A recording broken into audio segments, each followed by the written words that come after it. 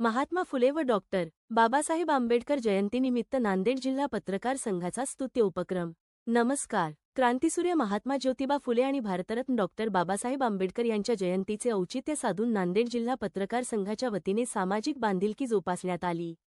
विष्णुपुरी येथील डॉक्टर शंकरराव चव्हाण शासकीय वैद्यकीय महाविद्यालयात मंगळवार एप्रिल 14 रोजी रुग्ण व त्यांच्या नातेवाईकांना फळ आणि अन्नदान वाटप करण्यात आले।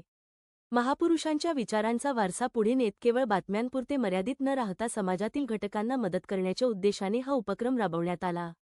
सकाळी 9 वाजता शासकीय रुग्णालय परिसरात पत्रकार संघाच्या वतीने या उपक्रमाला सुरुवात झाली।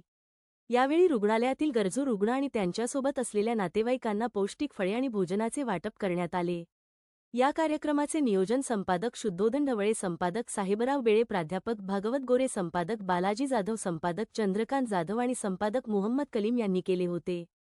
पत्रकारांनी एकत्रित येऊन राबवलेल्या या उपक्रमाचे सर्व स्तरातून कौतुक होत आहे।